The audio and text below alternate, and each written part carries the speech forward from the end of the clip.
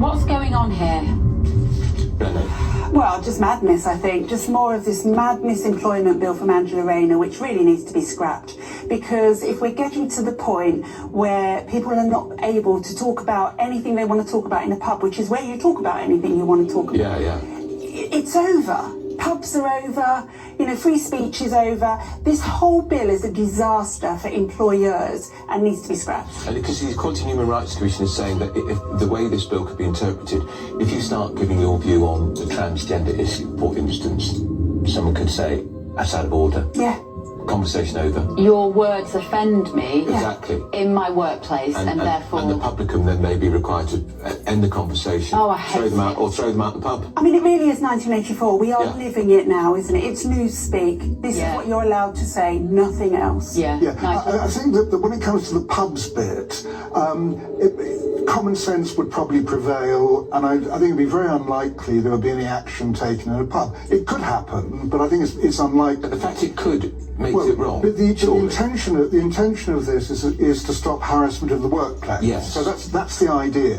What seems to have happened, according to the Equality and Human Rights Commission, is that's now being literally interpreted by employers, which means in the workplace you couldn't discuss, you just mentioned transgender issues, that would be a good example, but couldn't discuss basically contentious issues in case someone overhears you. So what started as being able to protect employees either from being intimidated by other employees or by customers or clients or something like that has gone one stage too far because of the wording. Yeah, can I just give you the actual wording? I think it might be useful to do. So it's the quote is, unwanted conduct that has the purpose or effect of violating the recipient's dignity. It's to the point I just said that I agree with the female newscaster that the way they have that law written, that could end up being a disaster from every party, because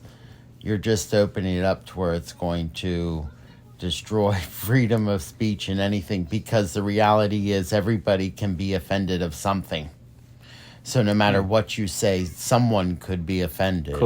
So therefore you can't say anything. Let's just say that the law will be abused, knowing how people are. Right. Or it can be used maliciously to cause business to fail, or people to be expelled of places, right? Even as a prank, people will do something bad. But let me see what I have to say, right? Correct. Continue what you had to say, and I'll take it from there, because it taps in maybe what I wanted to say. Go. Basically, I said where they made the mistake was, if you are directly... I get the law if you're directly offending somebody, speaking to somebody in the workforce or a customer or something, being direct, disrespectful.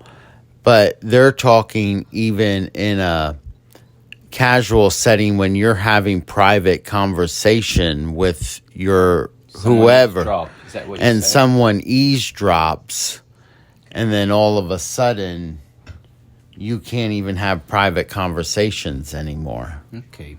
When I heard this, and I heard the guy being a bit outraged, which is a reaction to the newscasters' outrage in relation to how your speech can be, I forgot the words, like coerced or trimmed down, right? Your power of speech, your freedom of speech.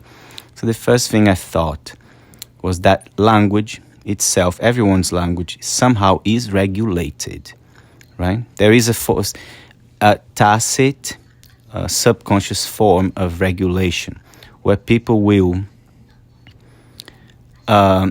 systematically, by means of education or just peer pressure, to force you, right, into certain topics and certain ways of speaking. That's a normal thing. Now, this is just another level of coercion. It's another level of control, right? Which has to do, it taps into the debate or the heated argument, what could lead to a heated argument or to offend someone, right? So it's like the taboo just expands and it may hit everyone. Correct. Right? Let me talk because I will forget. So what I was going to say in terms of this law, they're talking about a law. So the law will need to be very well laid down, is that how you say? Written or laid down. Written, to know what is going to be offensive or how far a pub owner has the right to expel a person. It reaches too many levels. So there will be a problem there. There will be a problem in people against this, right? But freedom of speech doesn't really exist. There's always a form of limit. There's also good sense, like the guy said, common sense. People need to regulate what they're talking. This is a normal thing. It can happen subconsciously, tacitly, there, as a form of, general or the population awareness. Know what's polite to say, know what's where, right? Because you're in public. I know it's public, you're supposed to say everything, but you still need to be polite. And it doesn't surprise me that it comes from what? From Britain, where people are sensitive and people are discussing about language and freedom of speech. I get it, right?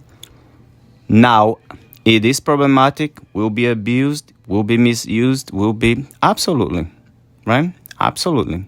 Doesn't seem to be working on a positive way, I would say, but it may be the way. A law may be used in place to maybe, look at this, help you to contain an unwanted argument in a factory, for example. That kind of law can say the boss or has the right to set what we should avoid. Employment is a completely different subject. They'll try. You can't compare employment to a pub. Yeah. I think they're Employment talking is a about controlled environment. You're under the employer's guidelines. You're there to do a job. You're being paid. That's a completely different atmosphere. Yeah, the staff room. You know? Correct. But when you're in a casual, your own personal environment, which a pub is a public place, so you're in your own personal environment. So what is the thing, your opinion, that you didn't want to voice here? You're very reluctant, say, about freedom of speech and how this is not going to work. You can be brief. My opinion is we are coddling society. Back in the day, if you didn't like something somebody said, too bad. You just ignored it. People are too sensitive over everything, I think. Yes. And then you said, but that seems a bit too harsh. Too harsh. You even yourself said that, and you didn't want to have this publicized. And what did I say? It's our channel. It's the one place where we can have freedom of speech. But from that, even you... Say it in a nice manner. I have to be... What did I just said? About being passionate about topics. Isn't it annoying? How do you feel? So I said, if a person hear you saying that, and a person thinks otherwise, they will feel hurt. So that just comes to the center of this. People, unfortunately, and I even said it's boring, but people, when they come to their senses, they will keep their passions a bit down. It doesn't matter if they're in a pub, if they're talking to their husband, right, their spouse. It's always in good tone to know when to use moderate language and to keep the emotions to yourselves a little, right? Save that passion to bed. You get what? Okay. Do you see how it's annoying? People passionate talking like, even if you're not arguing, it's annoying. Look how we came to. Talking too passionate about your topic and the things you love is annoying, especially on a pub. We could come to that, but you don't need a law to know that. If you have a little civilization and education, you should know what's taboo or not. And the places are appropriate. Is that okay? Thank you. But save freedom of speech, right? I love you.